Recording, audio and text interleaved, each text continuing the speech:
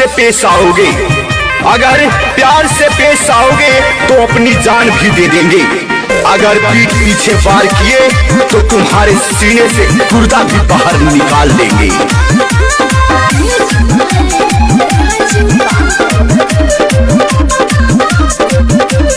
मैं हूँ प्रयाग का, लेना न पंगा, कल समझाएंगे करेंगे दंगा, कल समझाएंगे करेंगे दंगा। मैं हूँ प्रयाग का, लेना न पंगा, कल समझाएंगे करेंगे दंगा।